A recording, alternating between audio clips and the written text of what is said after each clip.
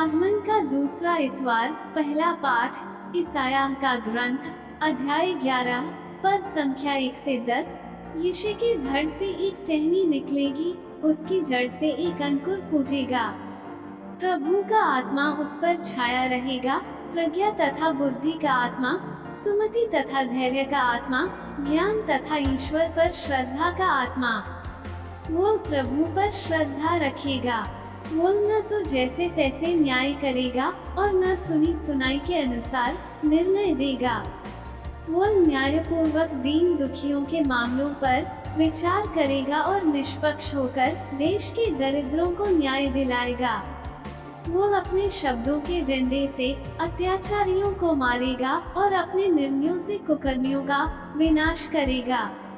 वो न्याय को वस्त्र की तरह पहनेगा और सच्चाई को कमरबंद की तरह धारण करेगा।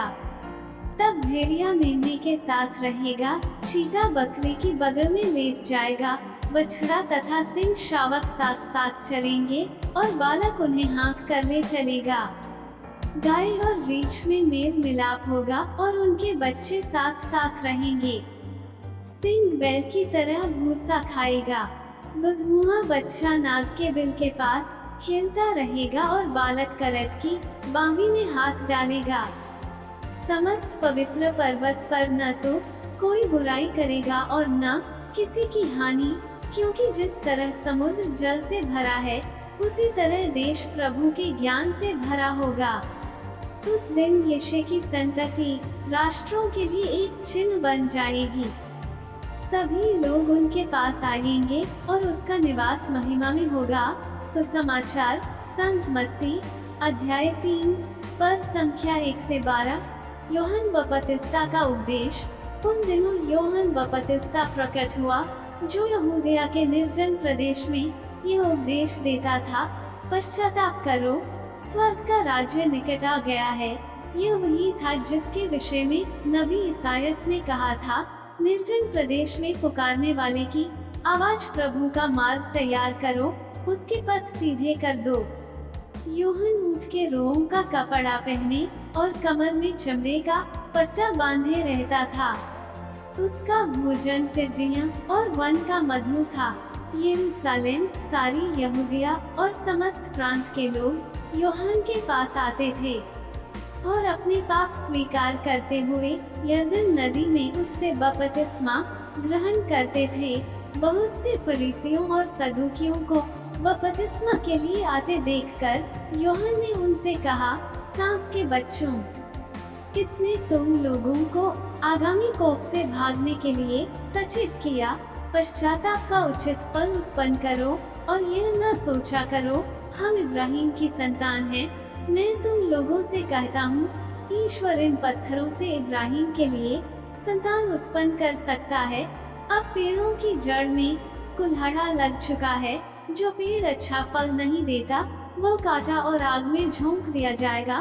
मैं तुम लोगों को जल से पश्चाताप का बपतिस्मा देता हूँ, किंतु जो मेरे बाद आने वाले हैं, वे मुझसे अधिक शक्तिशाली हैं। मैं उनके जूते उठाने योग्य भी नहीं हूँ। वे तुम्हें पवित्र आत्मा और आग से बपतिस्मा देंगे। वे हाथ में सूप ले चुके हैं, जिससे वे अपना खलिहान ओसा कर साफ करें। वे अपना गेहूं बखार में जमा करेंगे।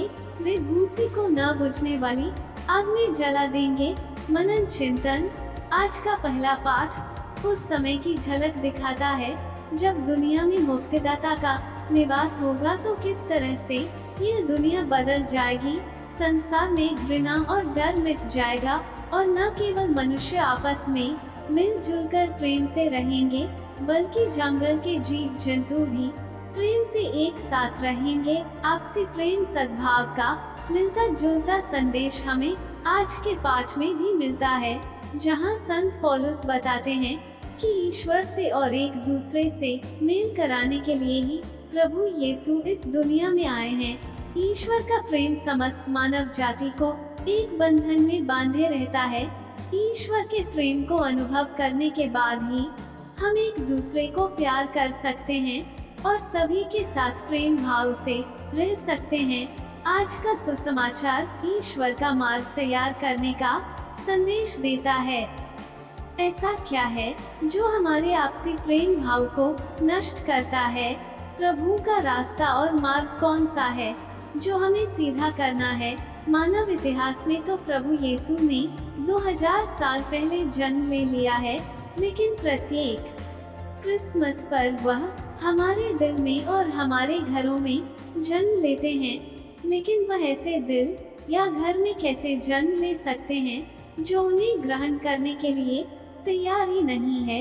यह समय हमारे हृदयों को प्रभु के लिए तैयार करने का समय है, ताकि प्रभु हमारे हृदय और परिवार में जन्म ले सके और हमारे द्वारा दूसरों को भी आशीष और कृपाएं प्रदान कर सके। हम अक्सर अपने हृदय की तैयारी पर ज्यादा ध्यान नहीं देते हैं। हमारे दिल में नफरत और ईर्ष्या रूपी पहाड़ हैं, जो हमने खुद खड़े किए हैं। पाप और दुष्कर्मों की ऐसी घाटियां हैं जो हमने पाप स्वीकार संस्कार ग्रहण ना करने के कारण बना डाली हैं। इस दुनिया के तौर तरीकों में बढ़ जाने के कारण हमारे हृदय की राहें भी टेढ़ी मेढ़ी हो जाती हैं। हमारी विचार दर सीधी और सरल नहीं रह पाती। हमारे हृदयों में भलाई के लिए कोई जगह नहीं बच पाती। यदि हमारे हृदयों में ईश्वर को जन्म लेना है, तो हमें घृणा और नफरत के पहाड़ और पहाड़ियां समतल करने पड़ेंगे। पाप और दुष्कर्मों की घाटियां भर देनी पड़ेंगी। हृदय के मार्ग सीधे करने पड़ेंगे। आइए हम इस आगमन काल में प्रार्थना करें कि आपसी प्रेम भाव का ऐसा उदाहरण प्रस्तुत करें कि सारी दुनिया में यह फैल जाए, ताकि अमन और शांति का राजकुमार सभी के दिलों में जन्म ले सके। आमीन।